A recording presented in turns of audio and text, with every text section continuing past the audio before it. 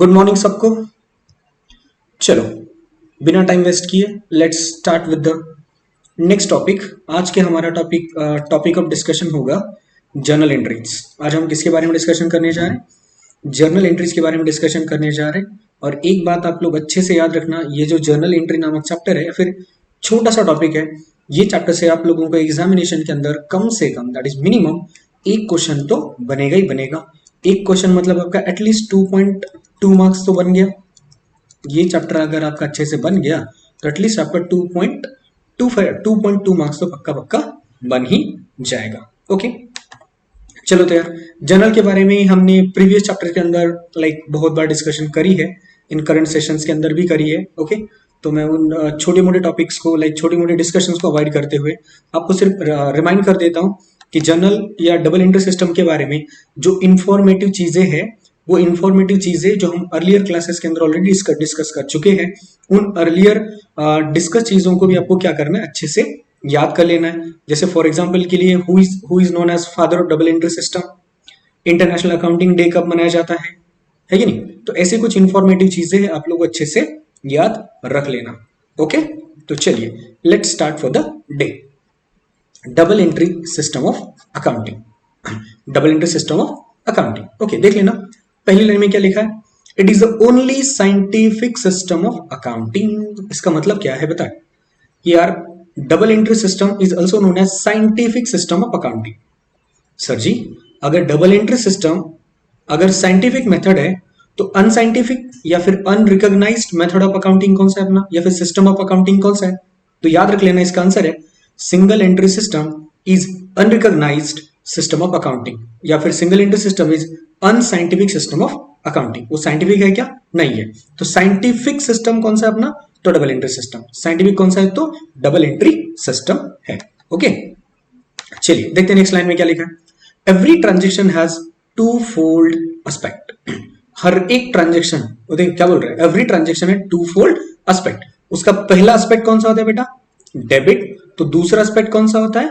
Credit. मतलब हर एक transaction के कम से कम हर एक ट्रांजेक्शन के कम से कम कितने एस्पेक्ट होते हैं? दो एस्पेक्ट होते हैं। उसमें से एक क्या होता है? डेबिट।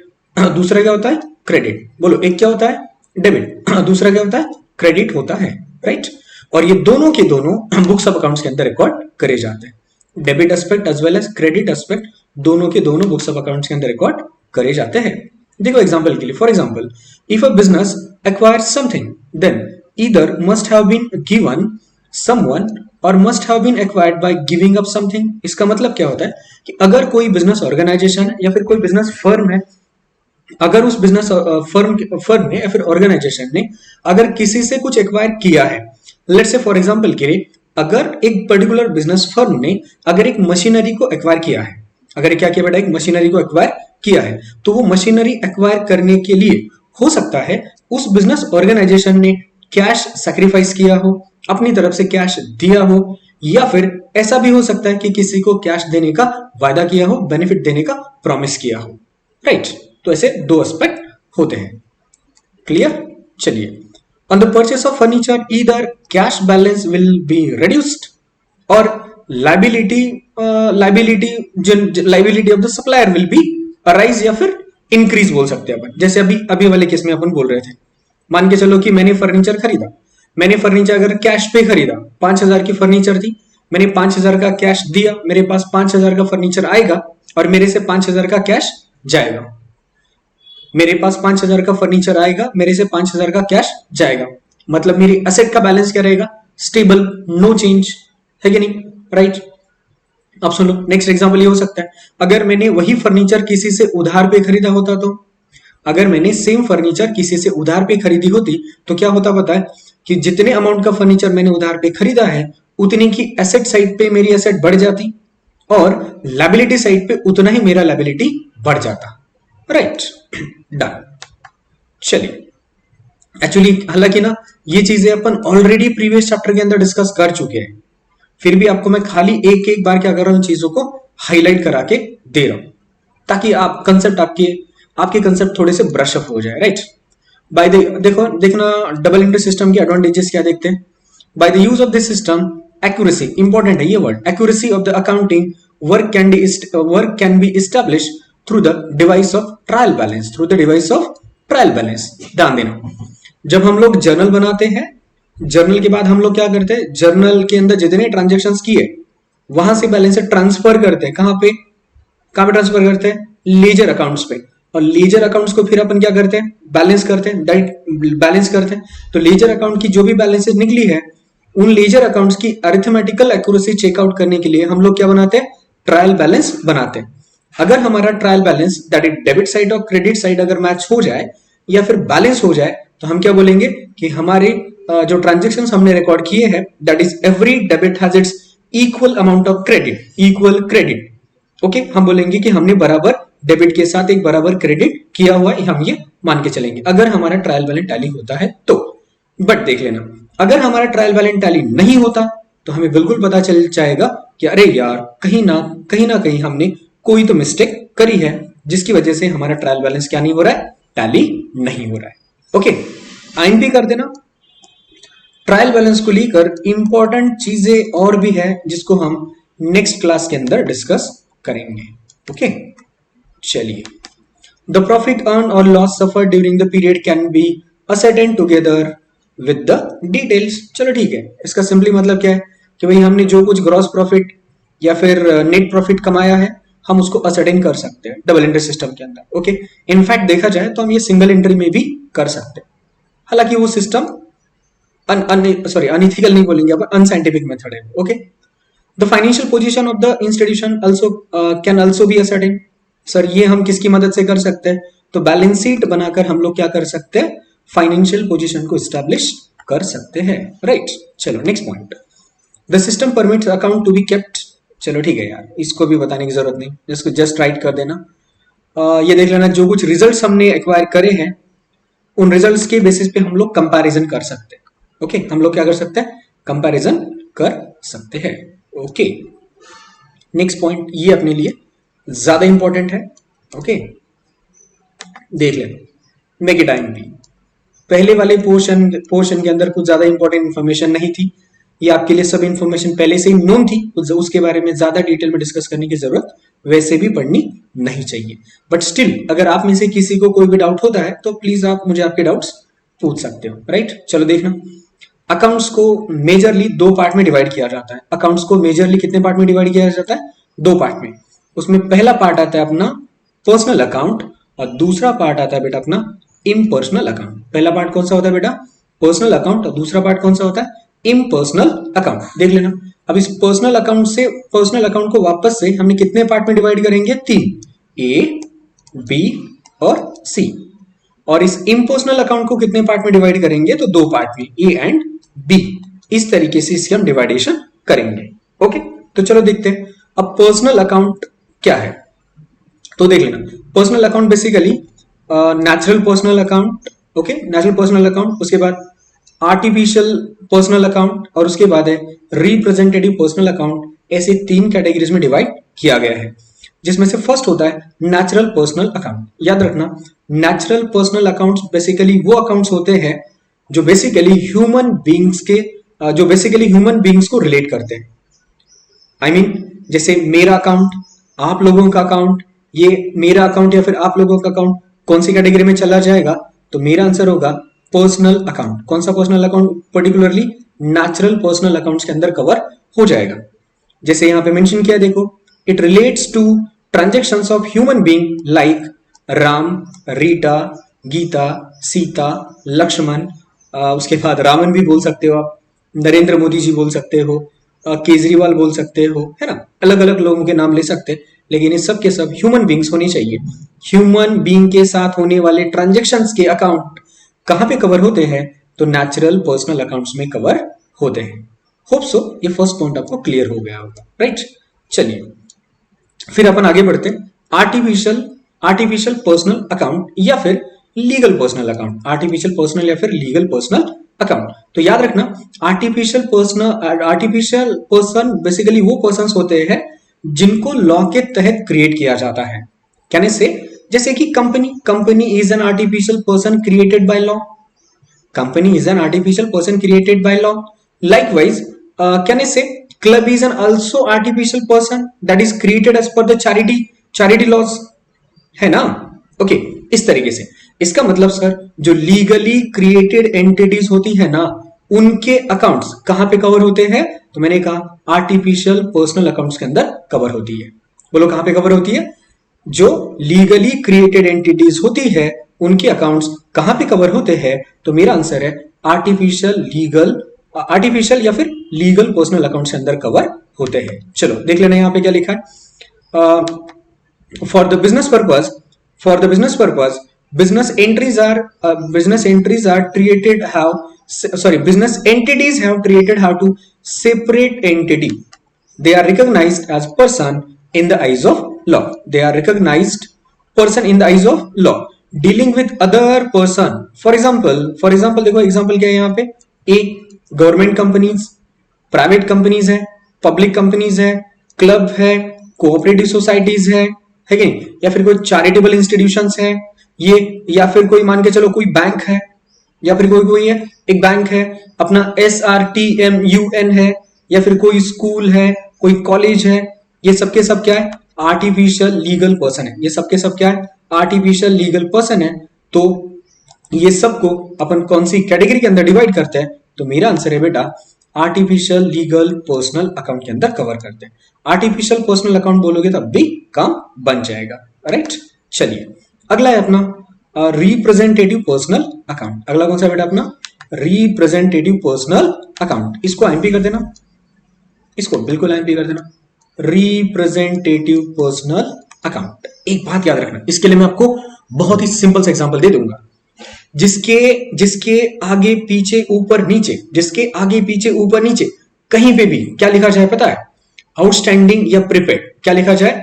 आउटस्टैंडिंग या प्रीपेड। तो वो सबके सब अकाउंट्स क्या हो जाते हैं पता है? Representative personal account. क्या हो जाते हैं सबके सब अकाउंट्स? रिप्रेजेंटेटिव पर्सनल अकाउंट्स हो जाते हैं।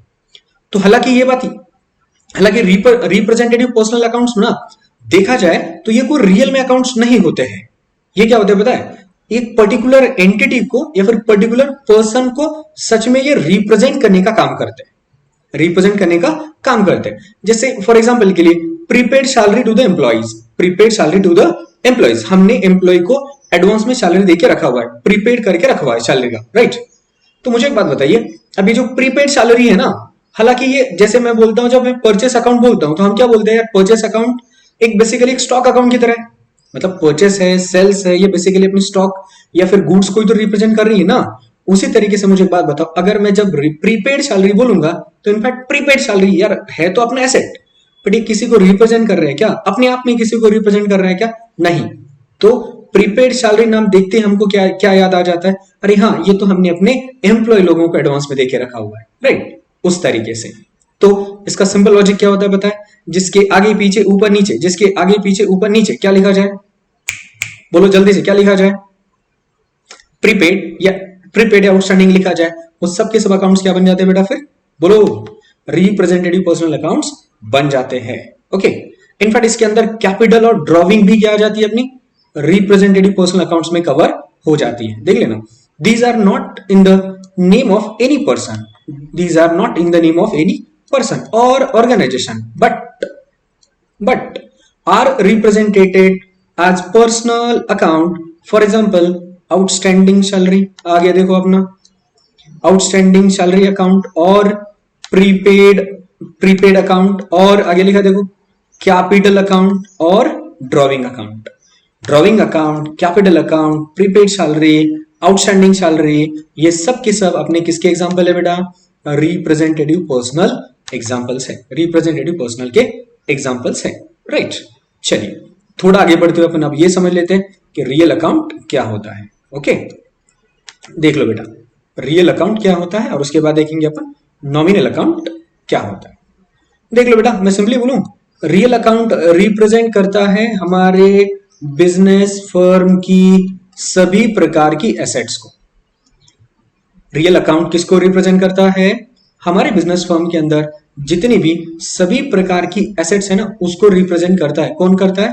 रियल अकाउंट रिप्रेजेंट करता है। ओके, सभी प्रकार के एसेट। अब मान के चलना कि वो फिक्स्ड एसेट है ना, वो करंट एसेट है, वो लिक्विड है, वो एसेट टैंजिबल हो सकती है, वो एसेट इंटैंजिबल हो सकती है। तो ये सभी प्रकार की एसेट वाले अकाउंट हमारे कौन से अकाउंट कहलाते हैं बेटा? तो याद रखना, एसेट वाले अकाउंट कहलाते हैं अपना रियल अकाउंट कहलाते हैं, राइट। देखो आगे क्या लिखा है, accounts which relate to assets of the firm but not डेप्ट। नॉट डेप्ट मतलब डेप्ट वाले अकाउंट यहां पे नहीं आएंगे यार, ओके। फॉर एग्जाम्पल देख लेना, land, building, investment, fixed deposit etcetera are the accounts, are the real accounts. Cash in hand, cash at bank, okay. Bank account are also real account. Bank का balance भी अपने लिए क्या होता है? Real account होता है। सिंपल। अरे यार सर बहुत सिंपल है। सभी प्रकार की एसेट वाले अकाउंट क्या कहलाते हैं? रियल अकाउंट कहलाते हैं। सभी प्रकार के एसेट वाले अकाउंट क्या कहलाते हैं? तो मेरा आंसर है बेटा रियल अकाउंट कहलाते हैं, चाहे वो टैंजिबल हो, इनटैंजिबल हो। अब टैंजिबल के अंदर फिक्स्ड हो, करंट हो या लिक्विड हो, सभी प्रकार के एसेट क्या कहलाएंगे? अपने रियल अकाउंट्स कहलाएंगे, राइट। उसके बाद अपन आगे बढ़ते हैं नॉमिनल अकाउंट। कौन सा अकाउंट है बेटा अपना? ये नॉमिनल अकाउंट। याद रखना, ये नॉमिनल अकाउंट ना बेसिकली डील करता है अपने एक्सपेंसेस या फिर अपने लॉसेस, या फिर हो सकता है ये डील करे अपने इनकम के साथ, है ना। मतलब nominal accounts are basically those accounts which represent expenses, losses और इनकम्स और गेन्स। एक्सपेंसेस, लॉसेस और इनकम्स और गेन्स। तो उस प्रकार के अकाउंट्स को अपन क्या बोलते हैं बेटा? नॉमिनल अकाउंट कहते हैं। क्या कहते हैं अपन बताना?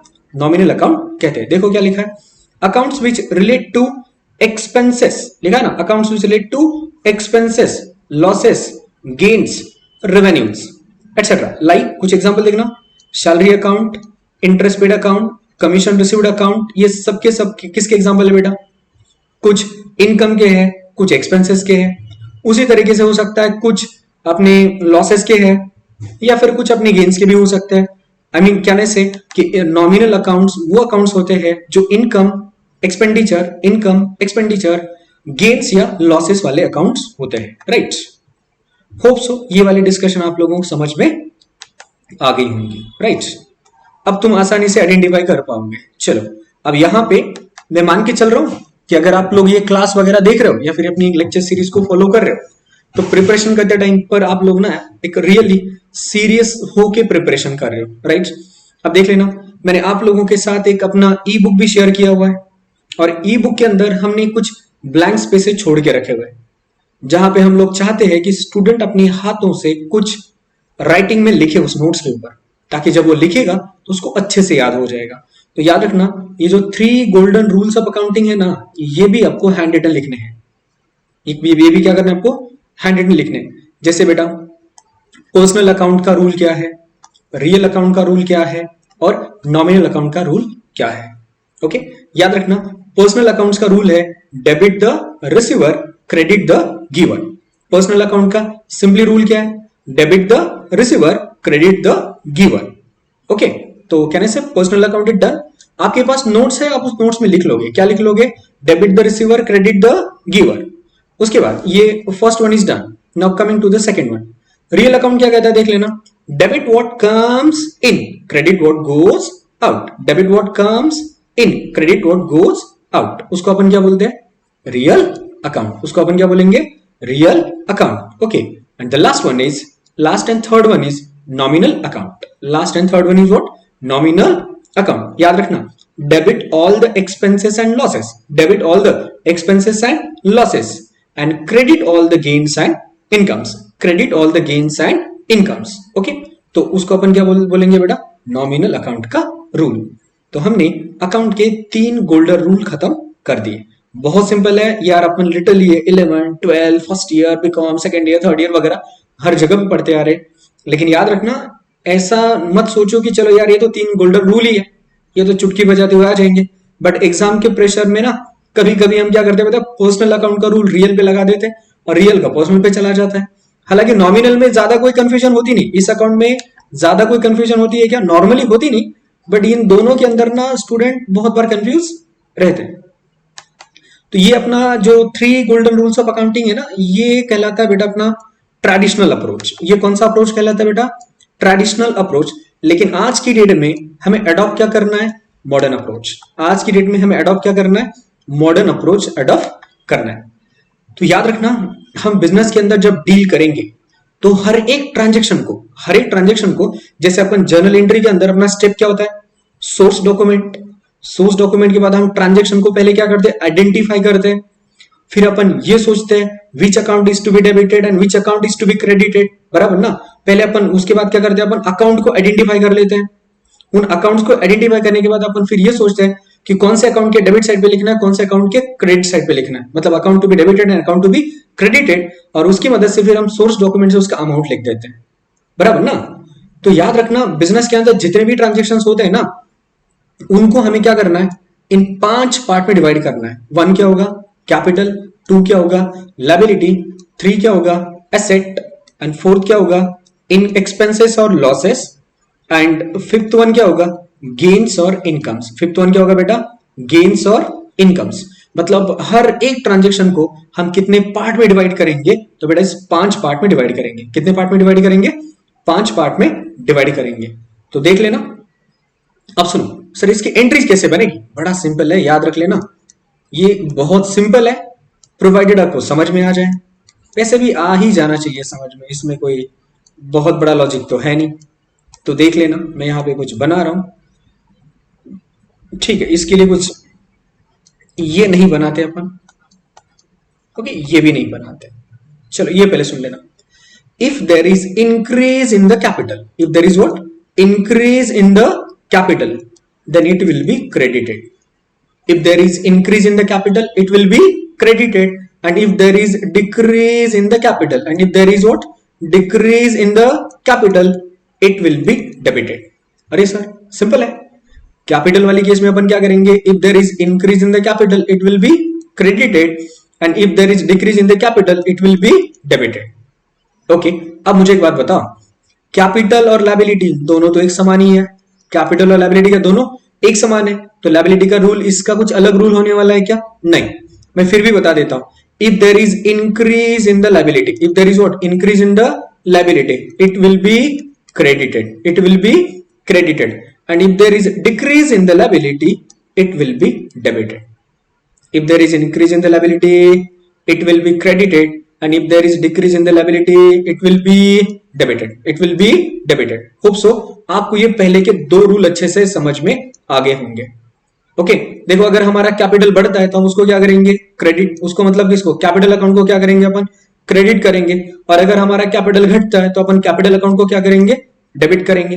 देख लेना यार, अगर हमारी लायबिलिटी इंक्रीज होती है, अगर हमारी लायबिलिटी क्या होती है, इंक्रीज होती है, तो उस पर्टिकुलर लायबिलिटी अकाउंट को तुम क्या करोगे, क्रेडिट। उस पर्टिकुलर लायबिलिटी का अकाउंट को तुम क्या करोगे, क्रेडिट।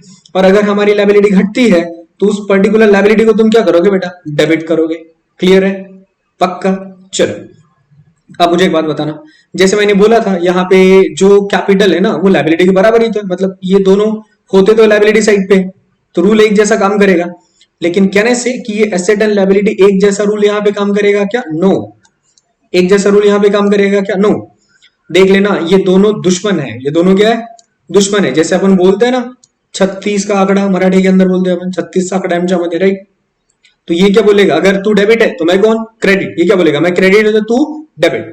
दैट्स व्हाई, सुन लेना, if there is increase in the asset, सुन लो अच्छे से, if there is increase in the asset, then increase in the asset will be debited, increase in the asset will be debited, and if there is decrease in the asset, then decrease in the asset will be credited, decrease in the asset will be credited.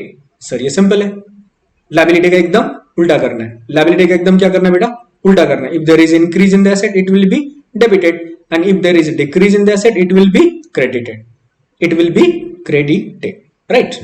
चलो hopes आपको ये clear है ना। चलिए आगे बढ़ते हैं। Expense और लॉस, एक्सपेंस और लॉस, एक बात अच्छे से याद रखना, अगर आपको कोई भी अकाउंट, अगर आपको कोई भी अकाउंट है, लेट से कोई भी आइटम ऐसा दिखाई दे जो क्या है, एक्सपेंस है या फिर क्या है बेटा, लॉस है, तो आप क्या बोलोगे पता है, भाई तू तो हमेशा डेबिट होगा, भाई तू तो हमेशा क्या होगा, डेबिट होगा। इसका मतलब जैसे फॉर एग्जांपल के लिए रेंट है, रेंट पेड है, वेजेस पेड है, सैलरीज पेड है, ट्रांसपोर्टेशन पेड है ना, उसके बाद इलेक्ट्रिसिटी बिल का पेमेंट है, ऑडिट फीस का पेमेंट है। जितने भी आप लोगों को एक्सपेंस और जितने भी आप लोगों को एक्सपेंसेस या लॉसेस दिखेंगे ना, आप आंख बंद करके उसको क्या बोलने वाले हो? Sir, all the expenses and losses are to be debited. All the expenses and losses are to be debited. Okay, coming back to the next. और इसका एकदम उल्टा, इसका एकदम उल्टा। अब इन दोनों के बीच में भी भैया 36 का आंकड़ा होगा। इन दोनों के बीच में क्या होगा? 36 का आंकड़ा होगा। तो ये क्या बोलेगा भाई, अगर सभी एक्सपेंसेस और लॉसेस डेबिट हो रहे हैं ना, तो सभी सभी इनकम्स और गेन्स क्या होंगे पता है? क्रेडिट। सभी इनकम्स और गेन्स क्या हो जाएंगे? क्रेडिट हो जाएंगे। सभी इनकम्स और सभी गेन्स और इनकम्स क्या हो जाएंगे? क्रेडिट हो जाएंगे। कैन आई से गेन होने पर ऑलवेज क्या होगा? क्रेडिट। गेन होने पर ऑलवेज क्या होगा? क्रेडिट। ओके। और लॉस या एक्सपेंस होने पर ऑलवेज क्या होगा? डेबिट। लॉस और एक्सपेंस होने पर ऑलवेज क्या होगा? डेबिट। चलिए, एसेट के बढ़ने पर क्या होगा? डेबिट। एसेट के घटने पर क्या होगा? क्रेडिट। लाइबिलिटी के बढ़ने पर क्या होगा? क्रेडिट। लाइबिलिटी के घटने पर क्या होगा? डेबिट। और ये सेम रूल कैपिटल के लिए अप्लाइड है। ये सेम रूल क्या है? कैपिटल के लिए अप्लाइड है। ओके, चलो, होप सो आपको ये अपनी अकाउंटिंग के 3 golden rules, that is traditional approach और ये मॉडर्न अप्रोच, आपको ये भी समझ में आ गया होगा। चलिए, फिर अपन यहाँ पे कुछ एग्जांपल्स की मदद से अपन आइडेंटिफाई करने की कोशिश करते हैं। इसको भी आईएमपी कर देना। आपको इस टाइप का भी क्वेश्चन आने का चांस होता है एग्जाम के अंदर, कि आपको वहां पर आप लोगों को एक पर्टिकुलर अकाउंट दे देंगे और आपसे आइडेंटिफाई करने के लिए बोलेंगे कि अकाउंट कौन सी है। चलिए देखना, बिल्डिंग अकाउंट कौन सी अकाउंट है रे बेटा? Building account is real account. बेटा एसेट है ना वो अपना। परचेस अकाउंट कौन सा है रे? Real account, being asset. Sales account कौन सा है? Real account.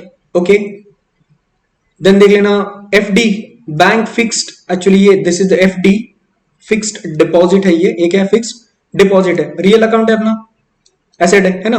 रेंट देख लेना, रेंट क्या बेटा अपना? एक्सपेंस। रेंट अपना क्या होता है? एक्सपेंस होता है। दैट्स व्हाई ये कौन सा अकाउंट बन जाएगा? नॉमिनल। ओके, अब देखो, मैंने अगर आपसे बोला आउटस्टैंडिंग रेंट, मैंने आपसे क्या बोला? देखो यहाँ पे आउटस्टैंडिंग रेंट, तो ये क्या बनेगा? Personal account, personal representative account, personal representative account. देख लेना, कैश क्या होता है? Real account, being asset, right. देखिए यहाँ पे लिखा गया क्लोजिंग, ये क्लोजिंग से मतलब है यहाँ पे closing stock. Closing stock being asset क्या होगा अपना? Real account, right.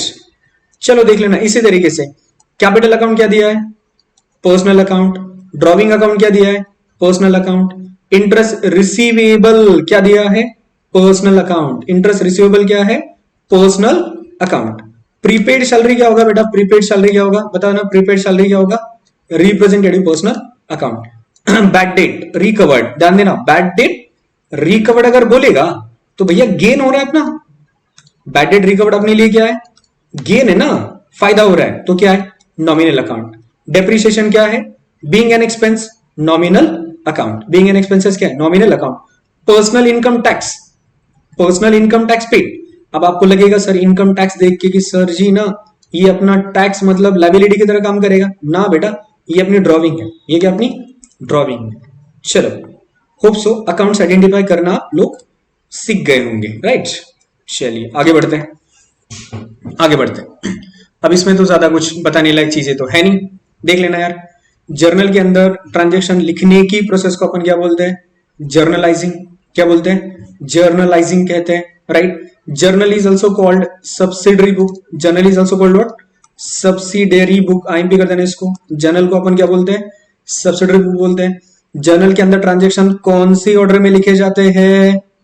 Logical order में लिखे जाते हैं, इलॉजिकल ऑर्डर में लिखे जाते हैं, या क्रोनोलॉजिकल ऑर्डर में लिखे जाते हैं? तो आपका आंसर आना चाहिए क्रोनोलॉजिकल ऑर्डर में लिखे जाते हैं। कौन से ऑर्डर में लिखे जाते हैं? क्रोनोलॉजिकल ऑर्डर में लिखे जाते हैं। Let's start. अब जर्नल का अपन क्या करते हैं? फॉर्मेट समझ लेते हैं। जर्नल का क्या करते हैं अपन? फॉर्मेट समझ लेते हैं। देख लेना, फॉर्मेट ऑफ जर्नल यहाँ पे दिया है। इसका टाइटल है जर्नल, हालांकि ऊपर के पेज पे चला गया ये अपना क्या बेटा? जर्नल है। ये क्या अपना जर्नल है? एक minute, let's see, just minute.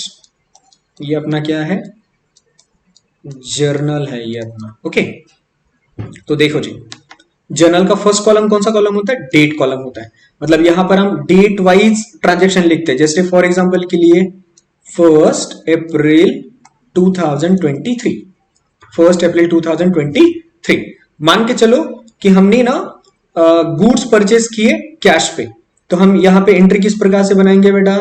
तो एंट्री इस प्रकार से बनेगी, purchase account debit, purchase account debit बनेगा। ओके, परचेस अकाउंट डेबिट टू क्या करूंगा रे? मैंने कैश पे खरीदा है, तो मुझे कैश अकाउंट को क्या करना पड़ेगा बेटा? क्रेडिट करना पड़ेगा। कैश अकाउंट को क्या करना पड़ेगा? क्रेडिट करना पड़ेगा। और यहां पर मैं लेजर फोलियो नंबर लिख देता हूं 01, और डेबिट वाले कॉलम में लिखेंगे 500, क्रेडिट कॉलम में डैश, और क्रेडिट साइड पे लिखेंगे अपन 500, डेबिट कॉलम में डैश। तो ट्रांजेक्शन को कुछ इस तरीके से लिखा जाता है। ये अपनी जर्नल का फॉर्मेट है। ये वाले कॉलम को अपन क्या बोलते हैं? Date column. इसको अपन बोलते हैं पर्टिकुलर्स कॉलम। ये अपना लेजर फोलियो का कॉलम होता है। This is the debit amount and this is the credit amount. This is debit amount, this is a credit amount. Okay, तो यहां पे कुछ चीजें लिखे देख लेना। नरेशन किसे कहते हैं? तो यहां पे जो ट्रांजेक्शन की शॉर्ट एक्सप्लेनेशन लिखी जाती है, यहां पे जो ट्रांजेक्शन की शॉर्ट एक्सप्लेनेशन लिखी जाती है, और ठीक उसके पहले लिखा जाता है बीइंग। अब इसके आगे क्या लिखूंगा? Being goods purchased on cash. तो ये क्या कहलाएगा बेटा? अपना नरेशन कहलाएगा। तो याद रखना, narration stand for what? And short explanation of transaction written below the journal entry. Written below the journal entry, उसको अपन क्या बोलेंगे? नरेशन कहेंगे। ओके, चलो ठीक है। और जो अकाउंट क्रेडिट कर रहे हैं, ठीक उसके पहले अपन क्या लिखते हैं? टू लिखते हैं। ठीक उसके पहले अपन क्या लिखते हैं? टू लिखते हैं। और अकाउंट टू बी डेबिटेड के पहले बाय डिफॉल्ट क्या होता है? वहां पे बाय होता है। बाय डिफॉल्ट वहां पे क्या होता है? बाय होता है। यहां पे एक्चुअली बाय होता है, बट अपन लिखते हैं क्या? नहीं लिखते। वहां पे बाय डिफॉल्ट क्या होता है? बाय होता है। ओके, और सर जी ये सिंपल एंट्री और कंपाउंड एंट्री क्या है? तो याद रखना, ये जो ऊपर वाली एंट्री आप लोग देख रहे हो ना, ये वाला एंट्री जो आप देख रहे हो, ये वाला एंट्री कौन सा है? सिंपल एंट्री है। ये वाला एंट्री अपना कौन सा है? सिंपल एंट्री है। सर जी फिर अपन को ना सॉरी सर, हमें ना एक एग्जांपल बता दीजिए, कंपाउंड एंट्री का एग्जांपल चाहिए। तो चलो मैं क्या करता हूं, आपके लिए ना कंपाउंड एंट्री का एग्जांपल बता देता हूं, सुन लो अच्छे से। मान के चलो कि business started with cash, ₹200, and business started with, और क्या बोलो, कैश के साथ बिजनेस शुरू किया। चलो फर्नीचर, हमने फर्नीचर लाया ₹400 का। Business started with cash and furniture. Entry क्या बनेगा बताओ सर? बहुत सिंपल एंट्री बनेगा इसका, फर्नीचर अकाउंट डेबिट कितना? 400। फिर अपन क्या करेंगे? कैश अकाउंट डेबिट करेंगे दोबारा, कितना सर जी? 200। और इन दोनों को मिला के फिर अपन क्या लिखेंगे नीचे? सर ये हमारी क्या होती है? कैपिटल अकाउंट होती है। ये अपनी क्या होती है बेटा? कैपिटल अकाउंट होती है। तो इसका टोटल कितना बन जाएगा? 600। तो बेसिकली इस वाली एंट्री को ही अपन क्या कहते हैं? बोलो क्या कहते हैं? कंपाउंड एंट्री कहते हैं। इस वाली एंट्री को अपन क्या कहते हैं? कंपाउंड एंट्री कहते हैं। इसका मतलब सर सिंपली ये होता है क्या कि कंपाउंड एंट्री वो एंट्री होती है जहां पे एक से ज्यादा डेबिट होते हैं लेकिन एक ही क्रेडिट होता है।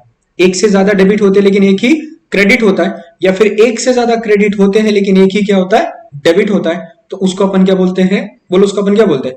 कंपाउंड एंट्री कहते हैं। उसको अपन क्या कहते हैं बेटा? कंपाउंड एंट्री कहते हैं। होप सबको ये भी समझ में आ गया होगा, राइट? चलिए एडवांटेज क्या देख लेना। Transactions are recorded on chronological order. One can get complete information about the transaction on time basis. बराबर ना?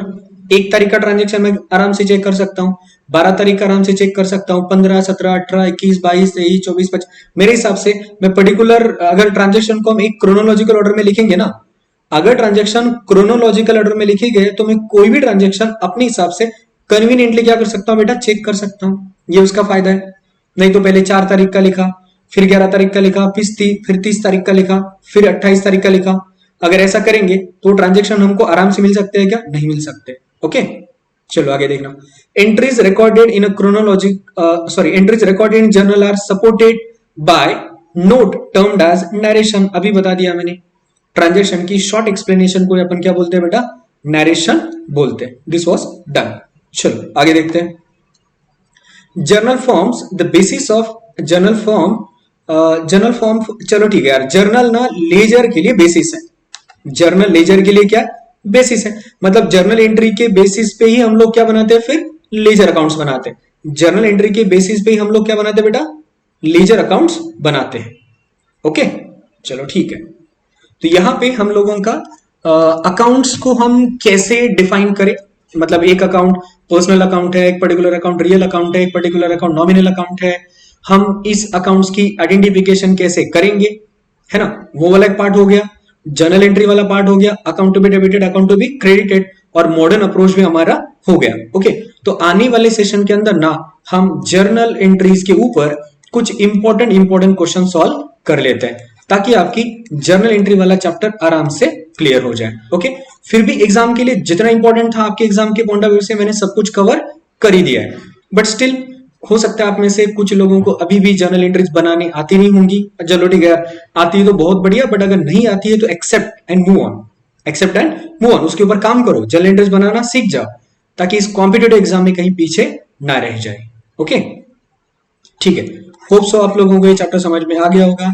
अगर इस चैप्टर रिलेटेड अगर इस चैप्टर रिलेटेड आपको कोई भी डाउट हो तो आप मेरा जो नंबर है 9404080981 आप इसके ऊपर आप हमें कांटेक्ट कर सकते हो।